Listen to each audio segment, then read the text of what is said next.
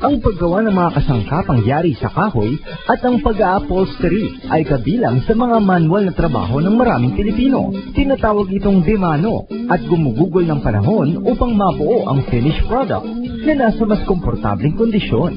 Sa trabahong ito ay natural na ang lumalabas ang angking galing ng bawat isa. At sa pagkakataong ito ay ating alamin kung may papakita ang natural na galing ng Tricada. Okay! Hello! Yes, ADD Upholstery. Oo. Ano gagawin natin ngayon dito? Siyempre, kasi gusto ko mong pagawa ng mga chairs. Chairs lang? Ikaw ang Sa aking makapagawa. bagong condo. Mas parang ang dami ko nakikita rito, hindi lang chairs. May table, Pang-hotel kasi, may bed. Oo nga. Alam mo, nakita ko yung mga ano nila ha, yung mga tipong pang-hotel. So lahat talaga ginagawa nila Oo, dito. gumagawa sila from tables, chairs, kahit na anong woodwork. O saka parang ano, no, yung quality nila, ang ganda, no?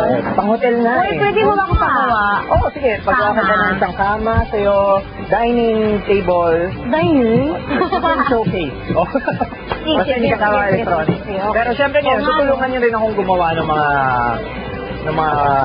assist niyo naman ako kung paano mag-ano. Wait ha. Nakakalaruin ko lang muna natin. Lahat parang gagawin natin yan. I-assist lang daw natin siya. Hindi kami ang gagawa. Hindi akong gagawa ha? Hindi. Siyempre Assist lang. i-assist niyo ako. Pero dapat mas marami kayong gagawin. Oo, kahit kailan ka madaya ka eh. Kaya sa tayo inuumakan nito eh, no?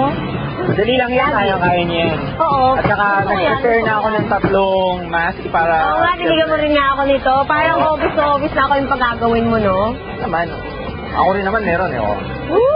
Paano Ay, akin to eh. Sa'yo ba ito? Inuwa mo eh. Okay. Okay na nga natin. Kaya na. Okay. Kaya na natin ito.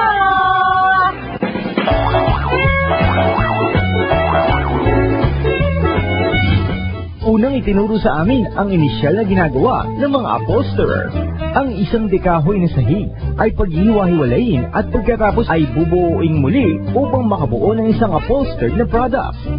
Frames, spring systems, cushion, pillows, fabric, and leathers. Ito ay ilang mga bagay na ikinukonsidera para sa mga materyales ng mga kasangkapang pang-upholstery. At mula sa pinaka-basic na pagpapakinis sa mga kahoy, ito ang unang sinubukan naming 3. So ito, ginagawa nito, pampakinis to. Meron sa ritong parang ano eh, no? Tawag dyan, katam. Katamaran, di naman. Katam. Paano ba ito? Ginagano lang? At wala akong nakukuha. Pa ganyan.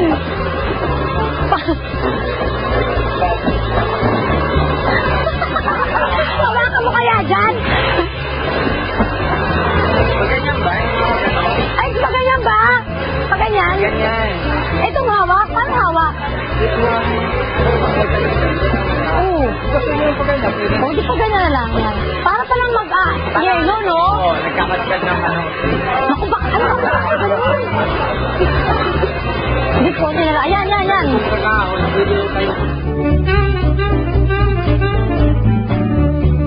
Sumunod ay ang pagputol ng mga kahoy mula sa mga pattern na marka nito. Sa parting ito, naihuhulma ang ilang bahagi ng mga furnitures katulad ng silya. Ito yung tinatawag na banjo. Ginagawa nito, meron ng mga layout, ikakat na lang yan. Kasi Susunda na lang. hindi ka pwede ikat ng ordinaryong ang lagari kasi pa-curve. So ito, super talas to eh, no? Oo, ipagkakalog natin ito, kaya titigil. Shit! Simulan mo na. Tatago ko, baka bigla tumatid. Ala! Umalagpas ka! Oh! Lang na, baluktot!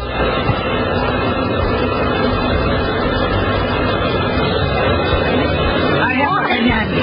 Ito, U-shape. Sinayang. Ala. Ito yung gawa ni Ate Kit, kailangan pandiyahin ito para mas maganda yung ano. Ito yung reject. Ito yung reject. Yan ang mangyayari. Pagsalpak. Pero alam mo masarap.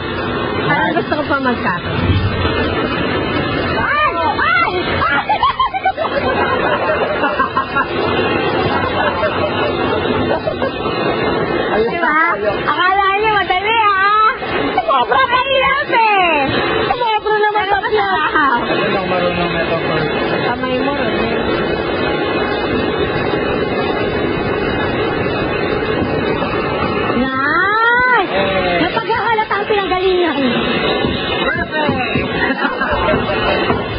Pagkatapos maihulma ang mga kahoy, ay saka naman pagdidikit-dikitin ang mga parte nito. Ito dinidikit ko eh. Pagka-assemble na ganito, didikit sa gamitan siya ng white glue or Epoxy. After nila madikit, after lagyan ng pandikit, ipasok mo, at saka nila papakuan. Para talagang mas matibay na matibay. yung kawan. Ito na actually yung pinaka-form Ang chair. After na mabuo natin to, didiretso na siya dun sa kabila, which is yung lilihain for finishing, tapos babarnisan. Nililiha at minamasilya naman ang nabuo ng produkto upang ma-ready sa coloration o pagbabarnis. Ang mga partner ko, iba na naman ang naiisip. Ako, takot ako sa salubsob. Kaya ako nakagawante. Hindi, kapag ginamaan mo tayo, hindi ka. Hindi ka lang pagkaganyan mo. Eh, di bang gato yung mukha? Uy, pwede na pala ito. Sino ba dyan may mga pimple? Pwede ba sa tanggalan? RG, halika dito, RG. Sampo lang kita. Sigurado na, mamumuti ka pa. Wala pang pimple. Oh, next. Ito siyempre, after natin na liha, Yes. doon na tayo sa finishing yung ating Yung varnish. varnish. At heto na, we are close to final stage. Pagkatapos ng aming pagliliha at pagmasilya, ay nagtungo na kami upang barnisan ang ilang produktong aming natapos.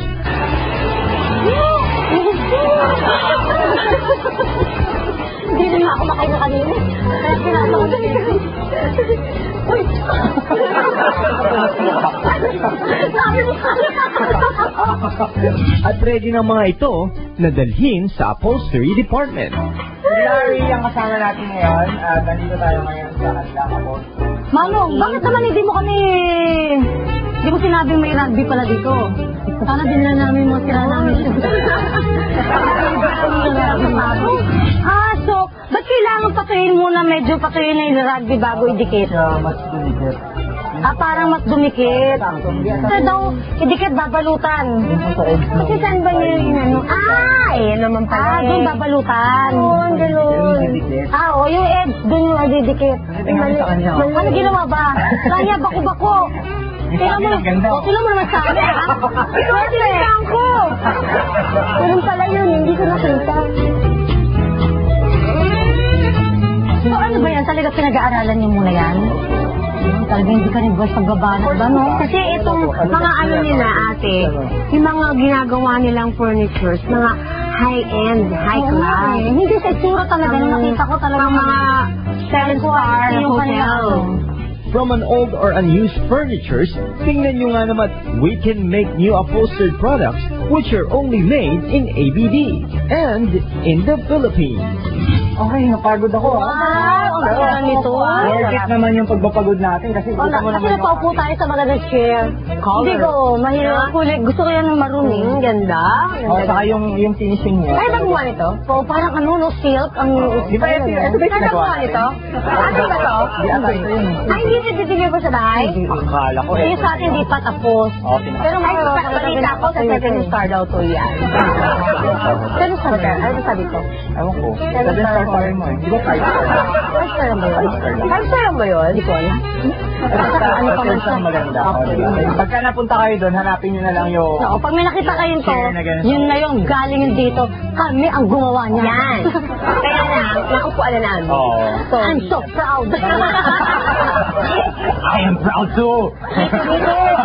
At syempre, bago natin i-deliver, syempre subukan muna natin yung ano kung talagang... Huwag mo naman gano'n na rin. Matibay. Hindi kahit na, kahit tumalong-talong ka pa dyan, hindi lulubog yan. Ito sa gawa ng ABD. Sa mga merong mga sarili nilang mga upholstery services saka mga shops na carpentry, kailangan yung creativity rin nila lumabas para mas maging kakaiba yung ginagawa. Hindi, pero nila sa kasi, mga itong ganito, kung ang sabi dito, pumupunta na lang yung mga interior designer. So, sila ang nagpapakita ng gusto nilang design. Pag gusto natin, yun na lang, gagawin na lang nila, yung design na gusto ng mga interior designer. At hindi yun dito sa ABB, talagang pinangangatawanan nila ang pagiging, ano tawag? High quality. Yes, high quality. Oo, talaga. Pagkita ko pa lang sabi ko parang ano to, high quality. High quality. Hindi siya basta-basta mabibili sa kung saan-saan lamang. Siyempre, isa na naman pong kapag-napalabik na trabaho ang aming sinubukan sa hapon ito. Yan. Ito lang yan sa basta. Kinakanin ko!